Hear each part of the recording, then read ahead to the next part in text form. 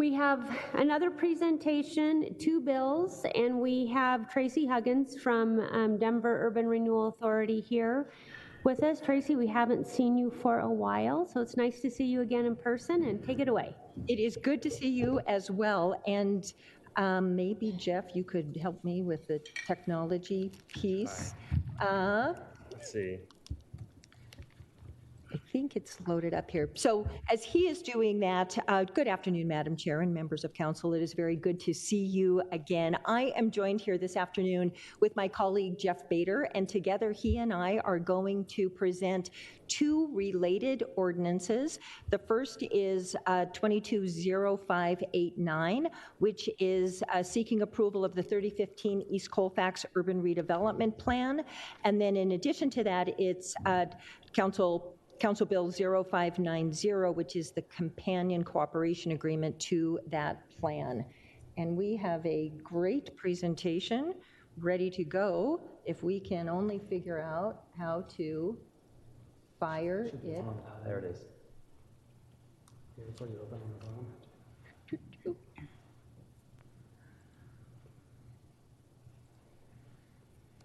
All right, so we've already covered this one. And at this point, I am going to turn this presentation over to Jeff. He is going to walk through that, and then when he has concluded that, both he and I will be able to answer any questions that you may have.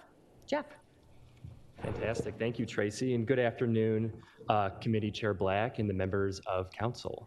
The proposed urban redevelopment area... Jeff, can you please introduce yourself? Yes, I can. Hi, everyone. I'm Jeff Bader, a redevelopment specialist at the Denver Urban Renewal Authority. The proposed urban redevelopment area we are talking about today is located in the City Park Statistical Neighborhood along the north side of Colfax Avenue, generally bounded by Milwaukee Street to the west and St. Paul Street to the east.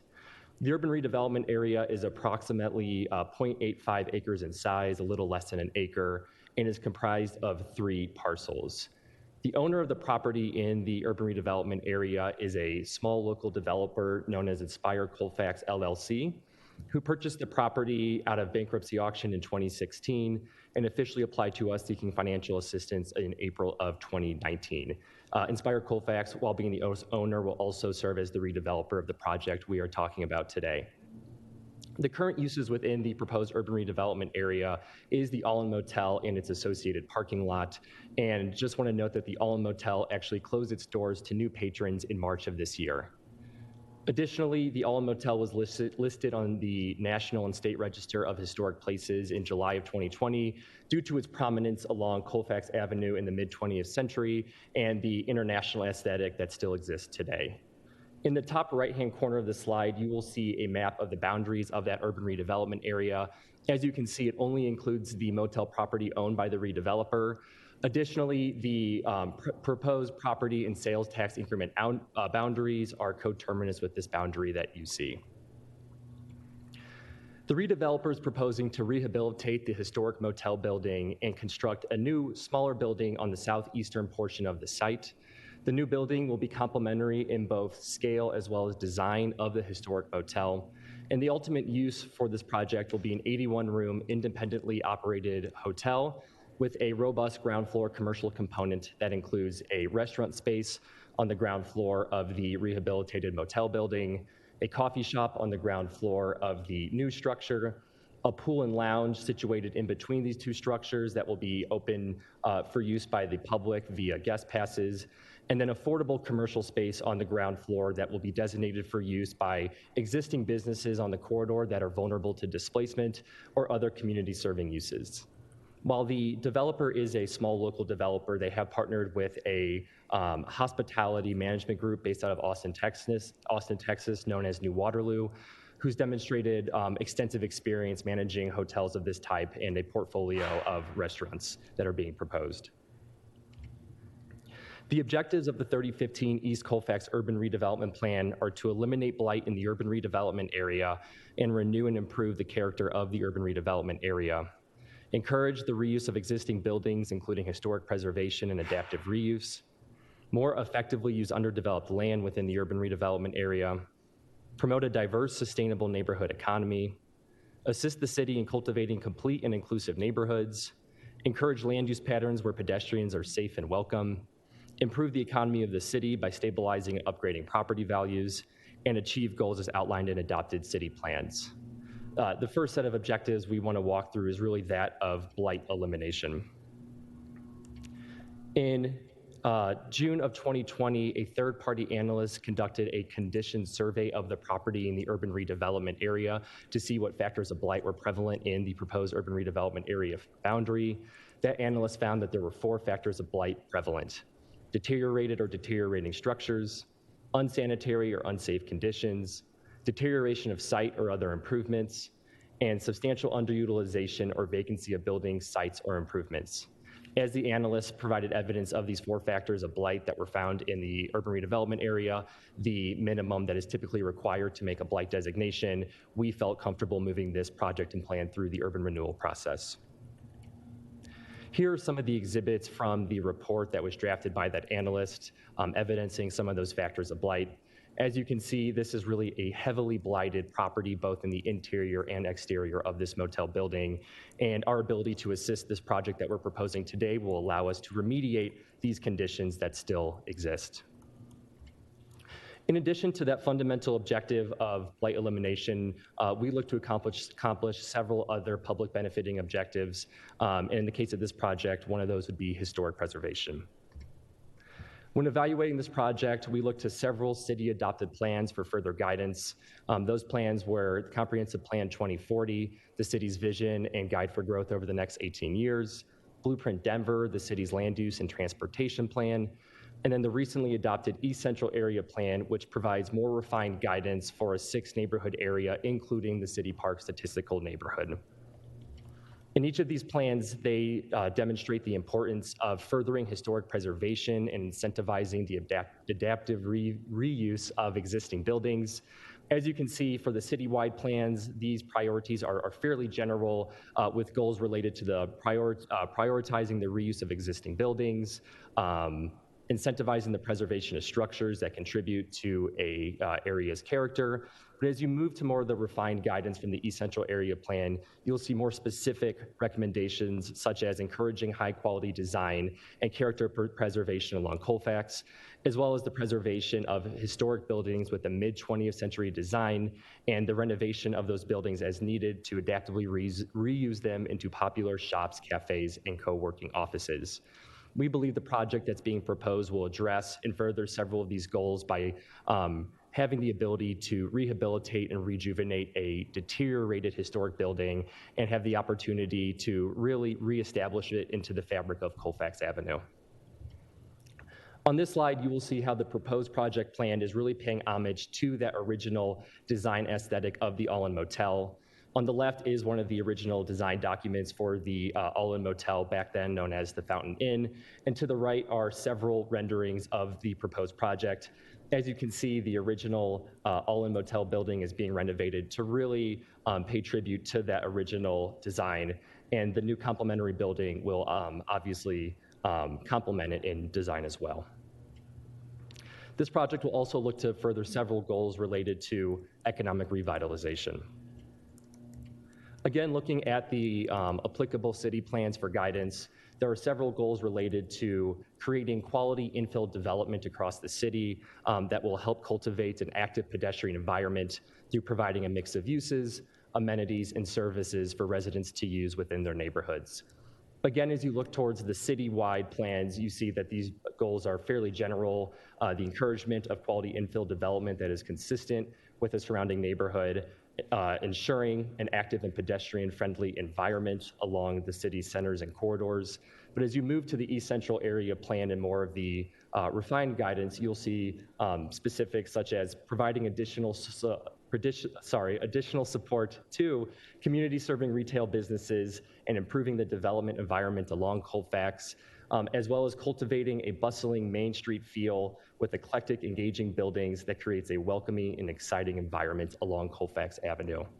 We believe this project will help further these goals and visions as outlined in the various city plans by, first and foremost, remediating a heavily blighted property that contributes to an inhospitable pedestrian environment along this portion of the Colfax corridor, and having the opportunity to assist in the redevelopment of that property into a project that will provide a mix of uses, a robust ground floor commercial component with a pedestrian-oriented design that will hopefully create that type of environment that's being outlined in these various plans. Blueprint Denver incorporates equity into the planning process by measuring three key indicators across the city. That's access to opportunity, which measures an area's access to basic services and amenities; vulnerability to displacement, which measures an area's potential for involuntary displacement due to rising rents and property values; and housing and jobs diversity, which measures an area's quantity and quality of job opportunities and housing choices. Existing analysis from Blueprint Denver demonstrates that the urban redevelopment area lies within a context that has high access to opportunity, moderate vulnerability to displacement, moderate housing, and low job diversity. We had several considerations when going through this equity evaluation. First and foremost, it is a really small scale urban redevelopment project, one of the smaller ones we've worked on recently, and is located along one of the most established commercial corridors in the city. Due to the limited scope of this project, its location along the Colfax corridor, and the existing analysis from Blueprint Denver, we do not anticipate there being several unintended impacts to the surrounding community. We are excited to take a property that currently only provides a handful of job opportunities and redevelop it into a project that will provide approximately 120 employment opportunities, not counting construction-related jobs. Additionally, there's a unique aspect to this project, which is its attempt to address the potential vulnerability to displacement of businesses by providing affordable commercial space on the ground floor. This space will be designated for use, as I said, to either existing businesses on the corridor who are feeling that type of displacement pressure, or other community-serving uses, nonprofits, or artists who might not be able to afford the rent on the corridor but are looking for a more affordable storefront space. Additionally, this project has presented us the opportunity to provide relocation assistance as well as stable housing opportunities to the existing motel tenants, which is really the last objective I want to talk about today. As I mentioned in the beginning of this presentation, the All-In Motel closed its doors to new patrons in March of this year. At the time of the closure, there were 37 individuals staying at the motel, with some staying there for several days, while others have stayed there for several years. We have made a commitment to provide both relocation assistance as well as more stable housing and permanent housing opportunities to these existing motel occupants, regardless of their tenure at the motel. While this is a process that we are undertaking, it is not one that we have often done at DURA. We don't very often get to work on relocation efforts. With that, we wanted to put a team together that could really help guide us through this process and provide the best possible outcomes for these motel occupants. We put a team together that includes Lachelle Coffee LLC, who is serving as the relocation coordinator for this effort. Lachelle and her group has extensive experiences working in the relocation service field, over 20 years of experience, including providing relocation consulting services as well as actually undertaking these type of efforts. We partnered with the group known as Be Connected LLC, who is serving as a housing navigator. They're a fantastic organization who's really able to link some of the most vulnerable populations with housing opportunities. In addition to that housing link that they provide, they also do deliver several other supportive services. And lastly, there are several occupants who are staying at the motel who work with the Mental Health Center of Denver. We have worked with them as we've put this team together and constructed this process to make sure that we're able to provide them the most support that they need in order to deliver services to their clients. In this process, the housing team has offered to meet with each occupant to identify their housing needs, their barriers to housing, their employment status, and other lifestyle needs. Once those individual assessments are completed, our housing team then goes and identifies decent, safe, and sanitary housing opportunities that will work for each of the occupants after those assessments. We provide transportation and in-person support as those occupants explore and consider those different housing opportunities. We also provide support through the application and lease-up process, Many of these occupants are not familiar with this type of documentation and filling out these type of the paperwork required for a normal market rate lease. We're helping them through those processes. And then additionally, once they do sign a lease, we are providing follow-up services to assure that the housing plan that we have set for them and that they've agreed to is meeting their needs, as well as the landlord's needs as well, because they sign these leases as well. The benefits being provided include 42 months of rental assistance consistent with our relocation policy. I want to emphasize that the low-income occupants will not spend more than 30% of their income on the replacement housing that is being provided. We are not trying to cost burden any of the occupants. All the moving expenses will also be covered. And again, I want to emphasize that all of these supportive services and benefits are provided to each of these occupants, again, regardless of their time of stay at the motel.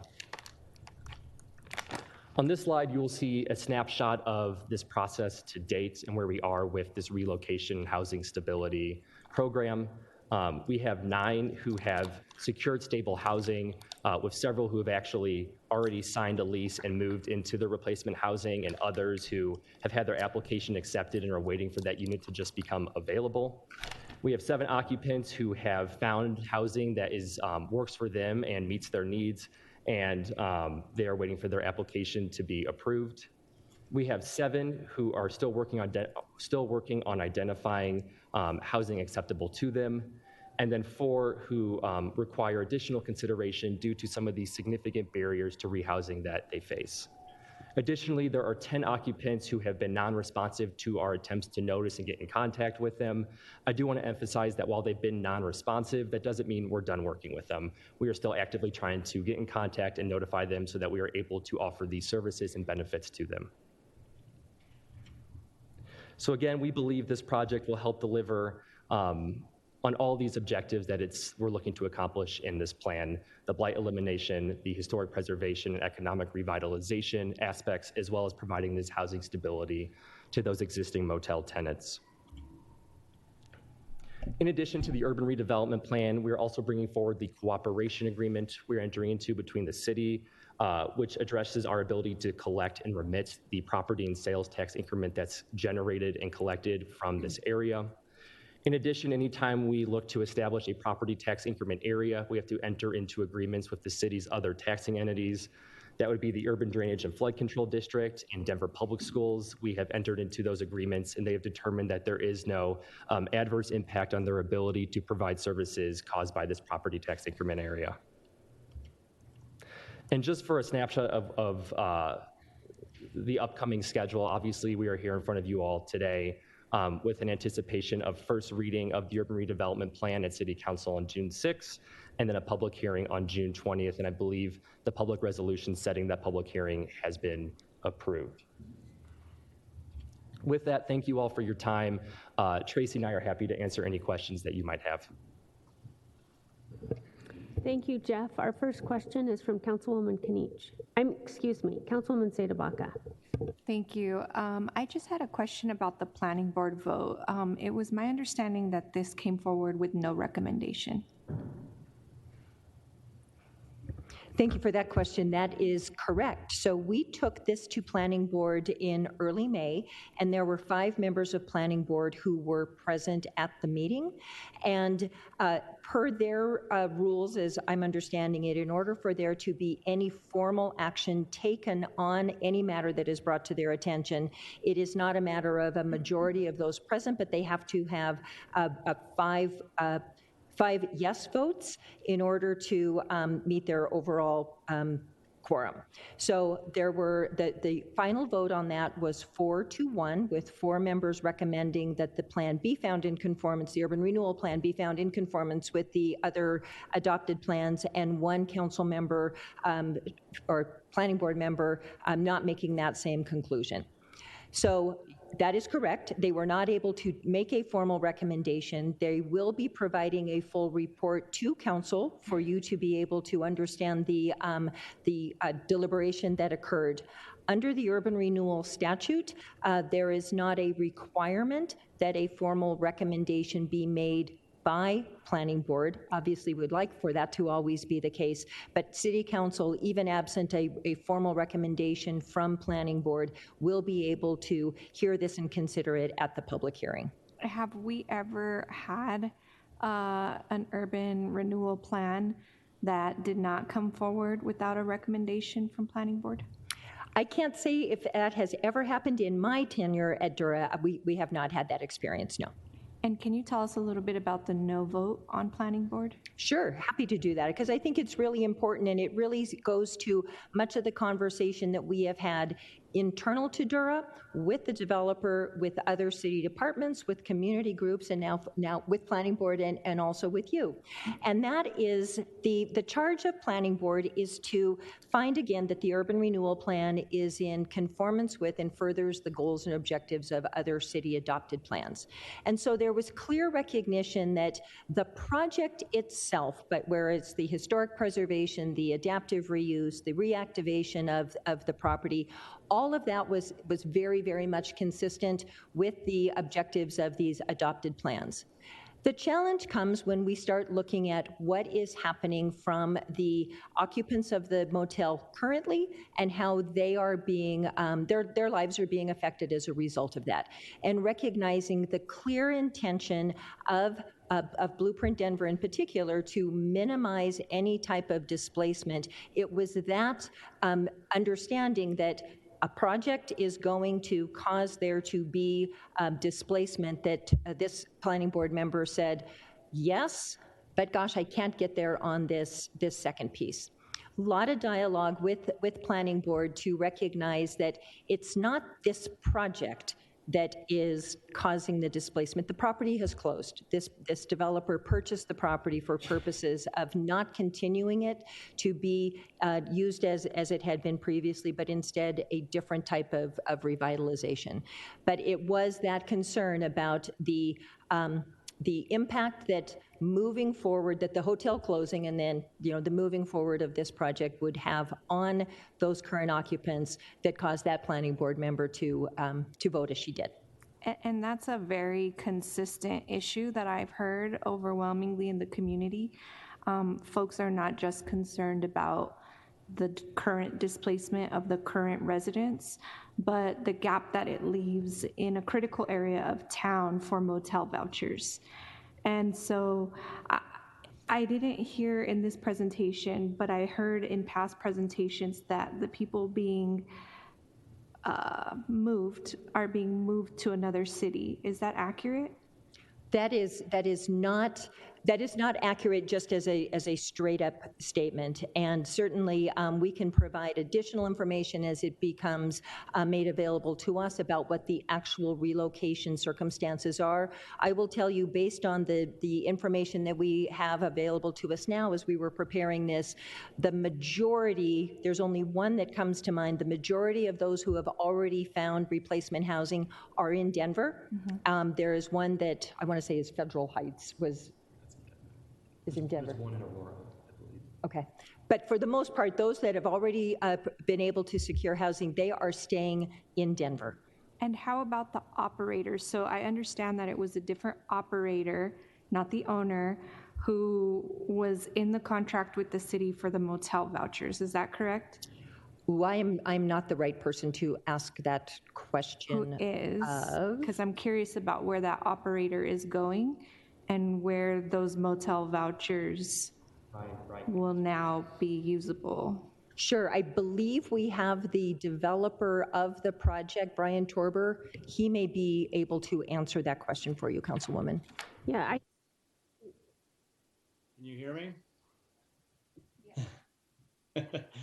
Good afternoon, City Council. Thank you for the time today to address your question. Yes, the operator, it's a family that's been operating the motel, I believe, over 20 years, who I've developed a wonderful relationship with, the Kim family. And as a result of the eventual closure of this motel, I approached them to make sure that we found a suitable business for them.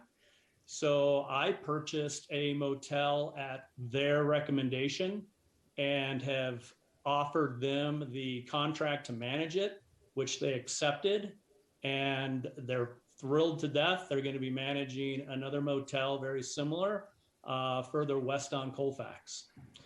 It is them that would have the voucher, the contracts with any agencies for placement services. I don't have any dealings with their operation. I'm sorry, I can't hear you. No, the other motel is in Lakewood. Got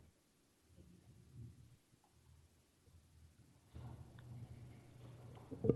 All right, thank you. Our next question is Councilwoman Kniech. Thank you, Council Chair.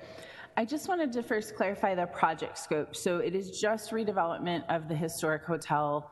The parking lot remains parking. Are there other development rights on the site and or any plans to replace the parking lot with structured parking? Just give me a little more detail about the site and other potential projects or phases. Yeah, certainly. So yes, the majority of the project is the rehabilitation of that historic motel. Additionally, they are building a new, I think approximately 15,000 square foot building on that southeastern portion of the site. That will also share the same uses. Behind both the new building and the motel will continue to be parking to be used by the hotel users. Sorry, can you clarify when you said share uses? Is it a hotel or motel as well? Is it in addition to this building? Or is it housing or retail? Or I don't know what you mean. Yeah. Sorry for that. So there's 81 hotel rooms being provided across the project in the historic motel building and the new structure. On the ground floor of the rehabilitated historic building will be a restaurant. On the ground floor of the new building will be both the coffee shop as well as that affordable commercial space. Okay, so there is no housing proposed? There is no housing proposed. Well, I'm going to ask you a question. We've been down this road before, probably prior to your time, but Tracy's time, which is, does anything in the contract require them to only operate this as a hotel versus a housing and or foreclose them from developing housing on the site? No, there would be nothing in the urban redevelopment plan that would preclude that. I don't believe we'd have to look at the project definition, but no, I don't believe that there would be anything that would preclude there being a use in addition to what has been described as the hotel as well as the other commercial offerings, including the affordable commercial space that Jeff alluded to. So, Tracy, you may know what I'm alluding to about why that concerns me, because this project is coming forward, you know, I'm gonna ask some questions about the tenants as well, but it's coming forward without an affordable housing commitment, which means that if this developer changes their planned uses and nothing in your agreement forecloses that, then potentially they could make this all market rate housing and they could buy out of any housing obligation that might be in effect at that time. Hopefully our ordinance passes on June 6th and hopefully they would be subject to it. But because I think, if they were building housing on this site, then the opportunity to have these residents, potentially have a portion of units designated as deeply affordable, there'd be opportunities. But you've come before us before and told us you had a hotel commercial project that wasn't doing any housing, so you didn't negotiate a housing agreement, and lo and behold, the market changed, and now they're building housing, and we have no housing agreement. So I just, Ironworks, anyway.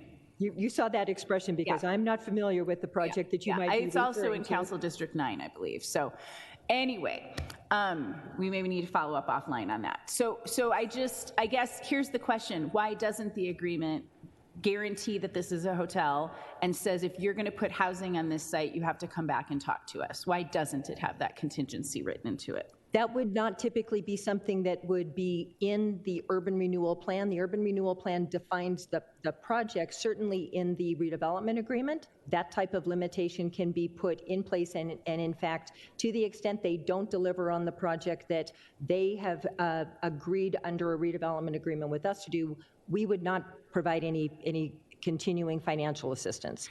So let's go backwards then. There's nothing in the documents we are voting on that forecloses them from doing housing or changing the use. But is there something in their agreements with you that forecloses them from changing use without negotiating with you? Yes, as well as I was not making the question specific just to the council. documents, but you took it that way. So, okay. Yes. So the short story is, if this user were to change this use from a hotel to housing or some other use, what would happen?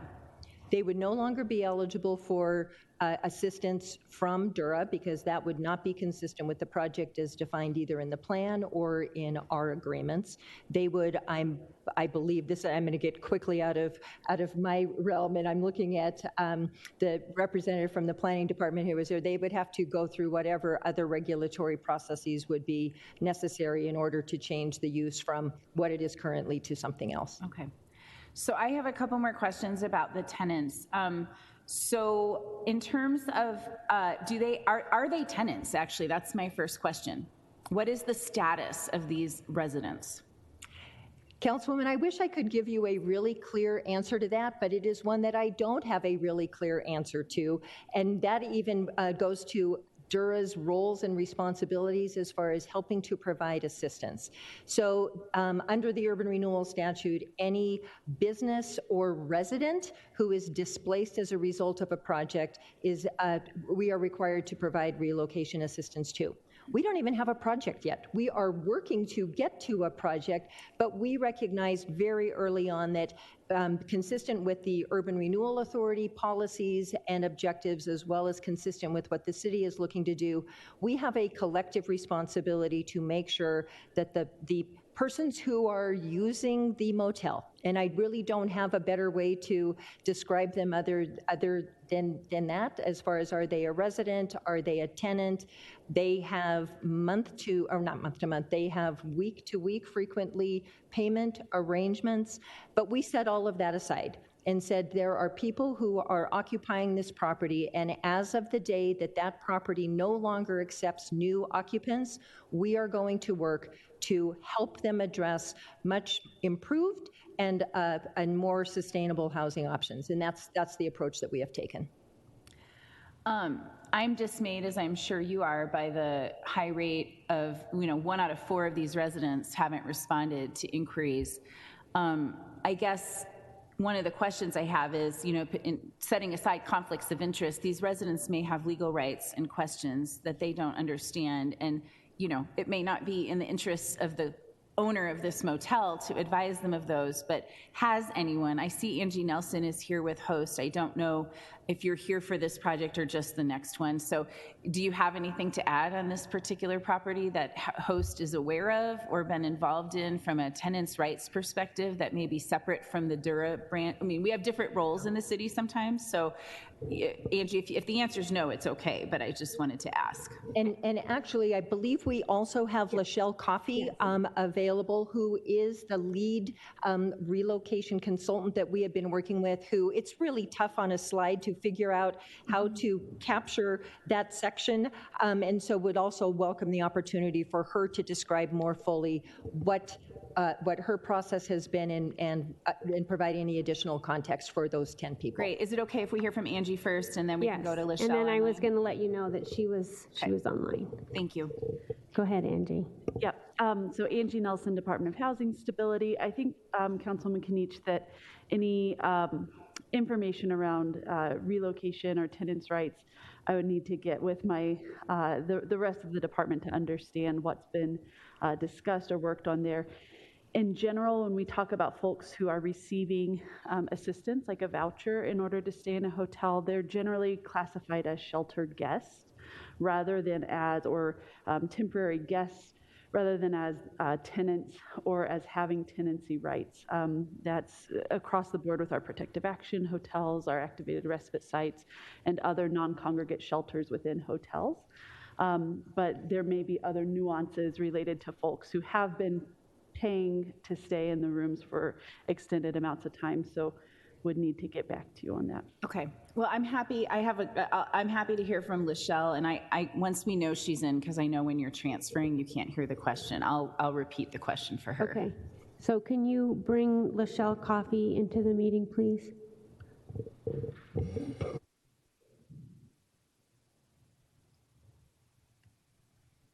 Good afternoon. This is Lachelle Coffey. Good afternoon, City Council members. Councilwoman Kniech, I think I do need you to repeat the question. I thought that might be helpful. So I'm going to give you two, actually. So the first question is, I'd like you to talk with me about the 10 individuals who have not been responsive and any sense you have of what is happening there. My second question is, I'm really interested in what source of income is paying for the individual's stays today, and what happens when they get this 42 months of rental assistance. Is that complete rental assistance? Is it a portion of their rent? So I think that, to the extent that, I think I'll tell you the key question I'm trying to get at is, does this provide more stability for them than the source of income that they have today?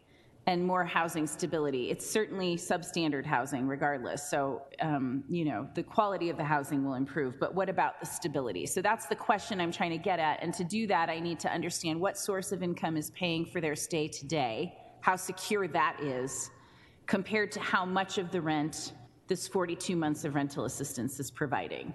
Anyway, that's the questions, but you could start.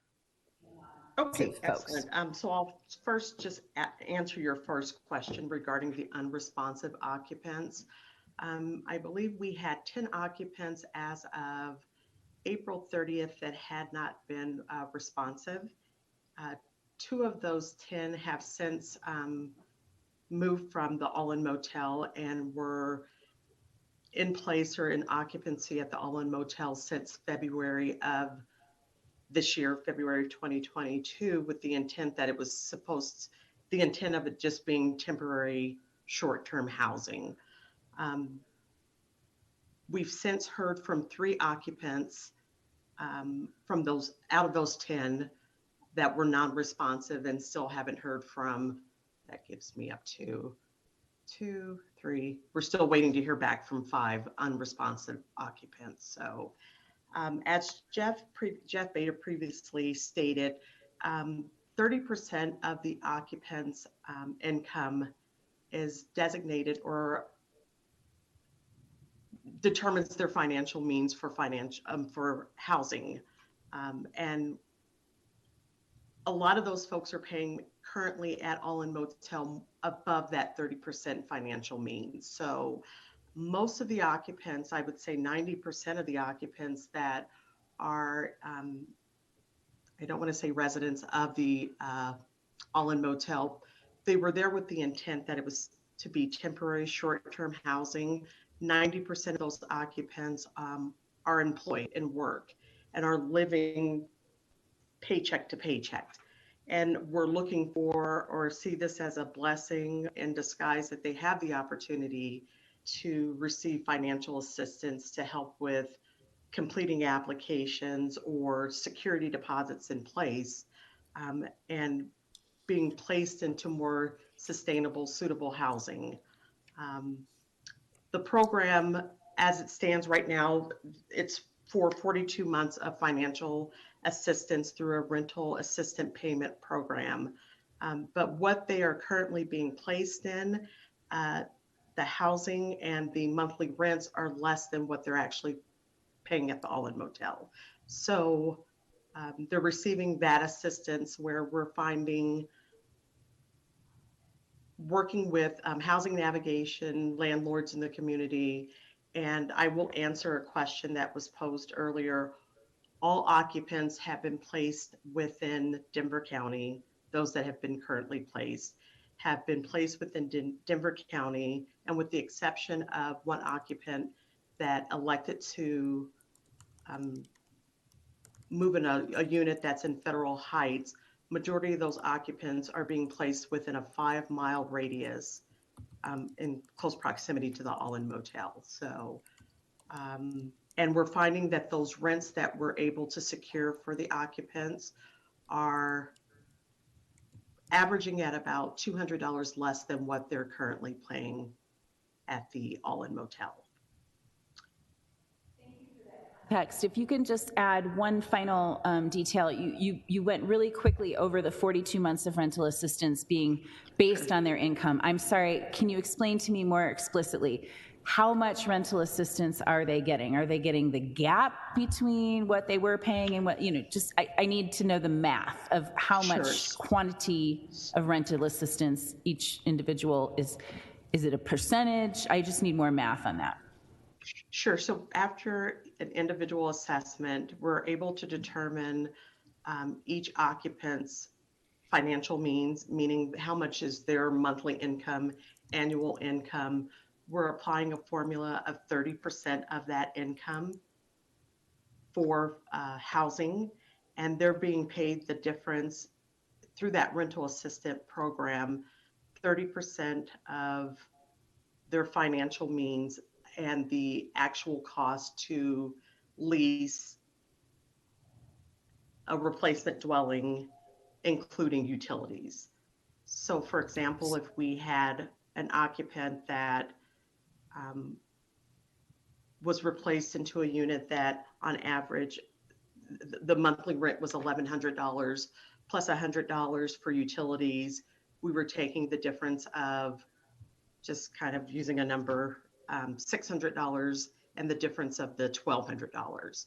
So they're being paid that difference of a $1,200 replacement unit, $600, 30% financial mean, their financial means, and that $600 difference over a 42-month period. Okay, thank you. I just have one last question for Tracy. Thank you for your patience.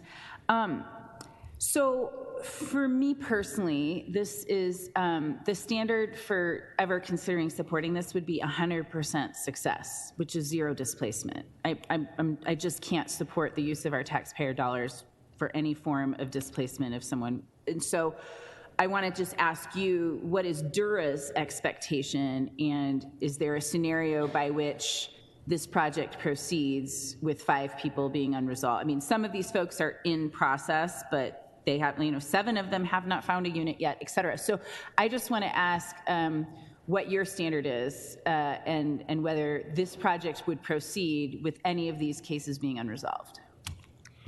That is a tough question to answer because our standard would be 100%. We too want to be able to achieve 100% success in helping people take advantage of the opportunity that is being presented to them and certainly improve their living circumstance.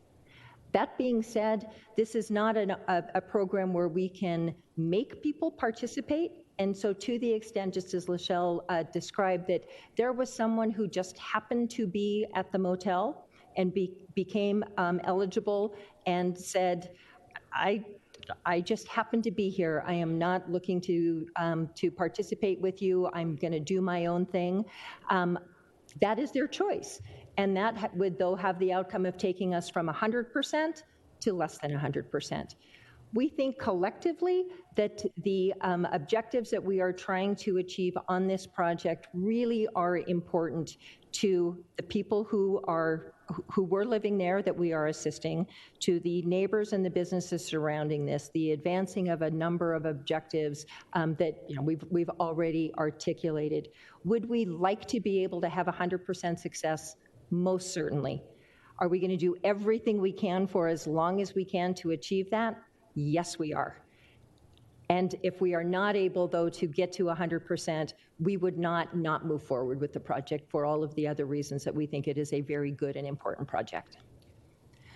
Well, I will just say before I cede with my comment that I'm probably willing to move this to the floor today. I think that it's a story that could easily be miswritten. I think it's very clear that these are folks living in substandard housing with very little financial support and stability. Their vouchers probably have time. I'd like to know more about their vouchers, but my guess is they're time limited and that they're very vulnerable.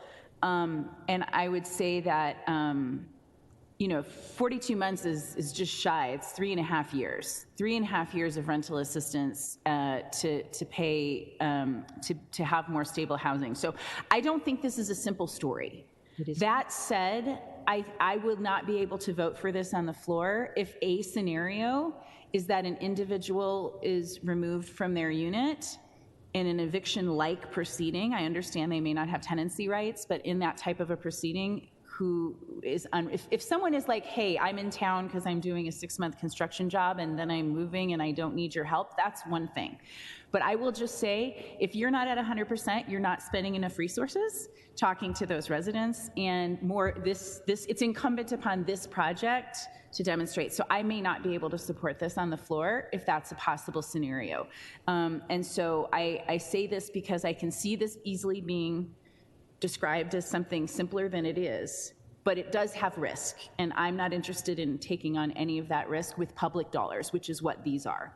We should not be using public dollars to remove anybody from a unit, and if that's a scenario, I will be a no on the floor, but I don't think that's a necessary outcome. I think you could find a way to negotiate terms.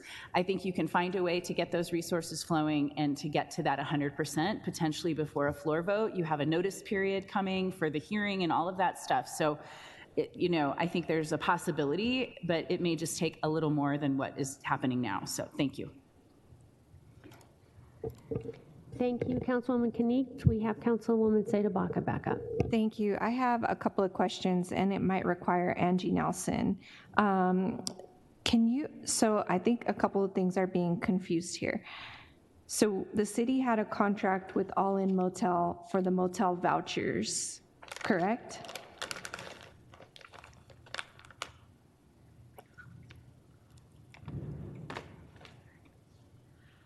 So to my knowledge, I know the Department of Housing Stability doesn't have a contract with All In for any kind of motel stays.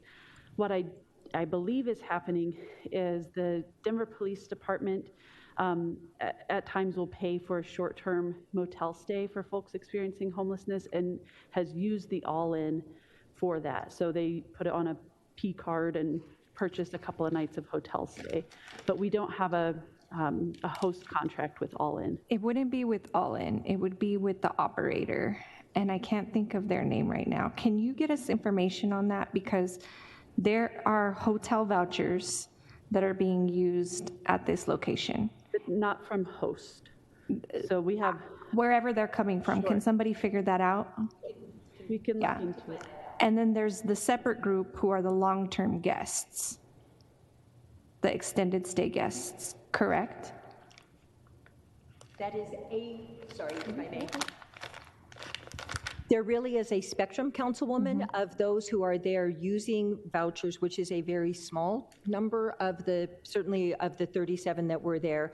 Then there is a more significant group that, again, of those 37 that had been there for several months, and then a much smaller number who had been there for an extended period. So it really is a spectrum. Can you get us the list that shows us that full spectrum? And can somebody confirm who the contract is with for the vouchers, how many they were, for how long they were? Because I think we need to know that information and figure out where that gap will be filled. It's not an easy thing for us to put people in motel rooms with vouchers. And so we need to figure out the gap. In addition to this, I feel the same as my colleague. Happy to advance it to the floor, but will absolutely not be supporting this on the floor. I think this runs counter to all of our goals, and it will do it with public dollars. And that's very problematic at a time like this, especially given the business type that we're promoting and all of the bailout dollars that needed to be spent on this particular business type during our COVID relief efforts, and how not viable this type is in conditions like the one we're just coming out of. So happy to advance it to the floor. And we will work to get you that information. Thank you. All right. Well, it sounds like you have a job to do before June 20th when you come here for the final vote. Would someone like to make a motion to move this forward to the full council? So moved.